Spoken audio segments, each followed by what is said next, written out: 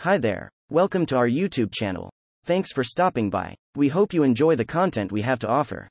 Let us know if you have any questions or comments, and be sure to subscribe to stay updated on future videos. Interior style, infotainment and accessories. If you choose a Zetec trim for your Kuga, you'll be presented with the basic analog dials in the main instrument pod. Nothing wrong with their clarity and the information they give, but the 12 to 3-inch digital dash display in the other Kuga trims adds a touch of techno-sophistication to the car's cabin. The digital dash also means you can pick and choose the information on display. Steer your eyes to the center console, and one of the first things you'll notice is there are proper buttons and dials for the air conditioning and ventilation. Thank goodness for this, even if some of the buttons are a bit small, as it makes adjusting temperature and fan speed while driving a dawdle. Above this, you'll find the 8.0-inch Ford Sync 3 touchscreen infotainment system. It's common across most Ford models and is uncomplicated to use, but it's also not as up-to-date as the setups found in some others in this sector. Still, it does all that you need and connects to your smartphone via Apple CarPlay or Android Auto, so you can access apps on the move. In all but the base Zetec model, you also get a Bang & Olufsen speaker system that delivers excellent sound quality.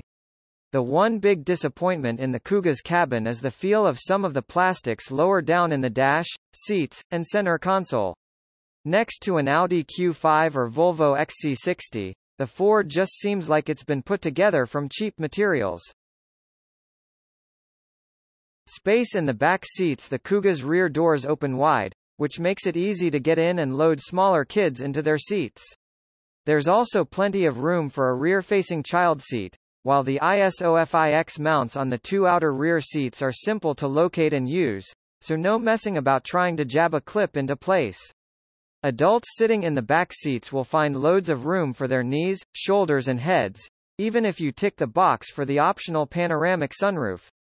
That roof helps make the rear cabin feel a lot more airy, as it can be a little dingy back there otherwise. 3 adults will fit in the back of the Kuga, but whoever draws the short straw to sit in the middle will have the unpleasant experience of the seat belt clip digging into their thigh. Even so, there's still decent headroom in the center seat, and even the small hump in the middle of the floor doesn't rob any foot space. The rear seats of the Kuga slide back and forth, so you can vary passenger and load space. As for storage in the rear compartment, there are small but useful door bins, pockets in the backs of the front seats, and a fold-down armrest with a couple of cup holders.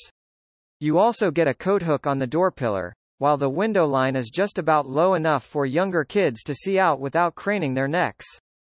Boot space. It might not be the biggest boot for this class of car, but the Kuga's is one of the cleverer ones.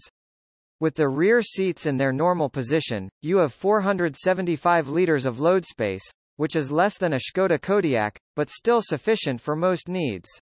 It also has a floor that sits flush with the load sill, so it's easy to slide heavy items in and out.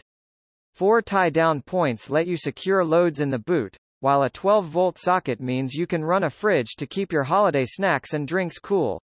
There are also remote handles set into the side walls of the boot to release the rear seats when you want to free up more space. With all of the back seats dropped down, you have up to 1603 liters of cargo capacity. The floor isn't completely flat, but it's not a major problem to fit in longer, bulkier loads.